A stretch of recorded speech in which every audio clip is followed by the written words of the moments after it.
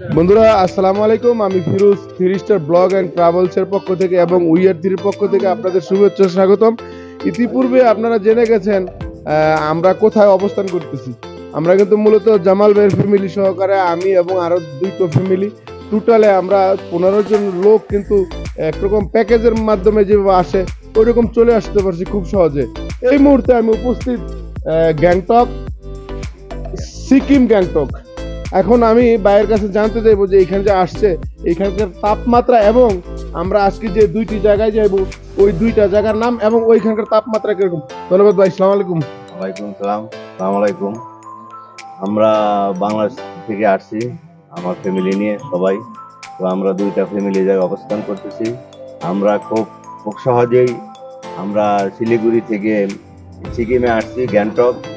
গ্যাংটকের তাপমাত্রা এখন 10 ডিগ্রি সেলসিয়াস, অনেক ঠান্ডা। এখানে 10 চলছে, তাই তো? 10 চলছে। আসলে আমরা বুঝতে পারি না, আমরা ঠান্ডার কাপড় টাপড় নিয়ে আসি নাই। তবে এখনকার ওয়েদারটা খুবই ভালো এবং দেখতে খুব সুন্দর, খুব নাইস। আমরা এখনই রওনা হব, জিরো পয়েন্টে যাব। আমরা এখান থেকে আমাদের 7-8 ঘন্টা সময় লাগবে। ওই জায়গায় স্নো আছে। এখান থেকে 7-8 ঘন্টা জিরো পয়েন্টে, আর স্নোফল হচ্ছে, তাই তো? স্নোফল হচ্ছে। আমরা ওই ভিউগুলি দেখবো আর সবাইকে দেখাবো। আমরা মূলত ঈদের পরে আসছি তো ঘোরার জন্য। আমরা সিকিম আসলাম, তারপরে আমরা এইখান থেকে চলে যাব জিরো পয়েন্ট। জিরো পয়েন্ট থেকে ঘুরে আমরা চলে যাব দার্জিলিং। দার্জিলিং ঘুরে আমরা ইয়াগুলো দেখে তারপরে আমরা ইনশাল্লাহ আল্লাহর রহমতে আমরা বাংলাদেশে যাব। আশা করি আমাদের এই সফরটা অনেক সুন্দর এবং ভালো হবে। আরো 3টা প্রশ্ন আছে। একটা প্রশ্ন হচ্ছে আমরা এই মুহূর্তে কত হাজার ফিট উপরে আছি, এক।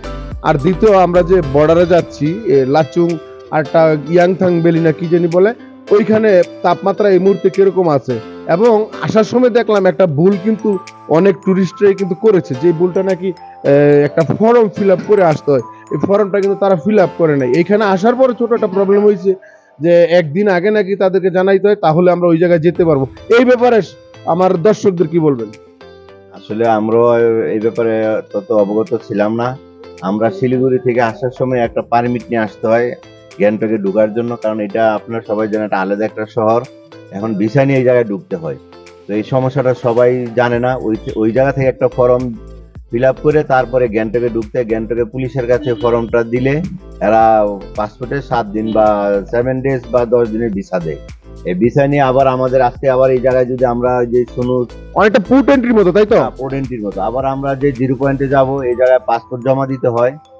পাসপোর্ট জমা দিয়ে আবার ওই জায়গার জন্য ভিসাটা নিতে হয়, নিয়ে তারপর ওই জায়গায় যাইতে হয়। আমরা অনেকে জানি না। তো আমরা আশা করি আমরা আসার সময় অবশ্যই আমরা 10 কপি ছবি, তারপরে ভোটার আইডির ফটোকপি, তারপর আমাদের এই যে ভিসার ফটোকপি, এগুলি সঙ্গে নিয়ে আসতে হবে।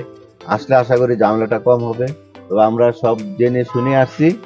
আমরা আশা করি ঝামেলা একটু কম হয়েছে আমাদের। তো আমাদের যে সফরটা অনেক সুন্দর। আমরা 5000 ফিট উপরে আছি এখন। আর আমরা যে জায়গায় যাব এটা তো ওই জায়গায় মাইনাস চলতেছে। মাইনাস মাইনাস মানে শূন্য। শূন্য। ওই জায়গায় বরফ অলরেডি পড়তেছে। আপনারা গেলে হয়তো, আমরা যখন যাব আপনাদেরকে দেখাবো। তবে আমরা এখন গ্যাংটকে আছি, আমরা কিছুক্ষণ পরে আমরা ওই জায়গার উদ্দেশ্যে রওনা হবো।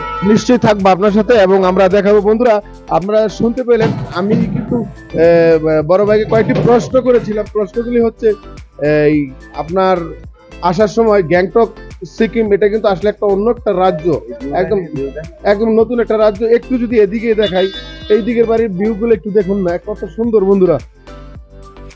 ওই তো পাহাড় পাহাড় পাহাড়ের পিছনে কিন্তু মেঘ কিন্তু বন্ধুরা আছে।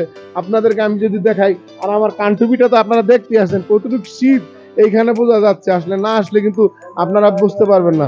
ধন্যবাদ বন্ধু, আসসালামু আলাইকুম।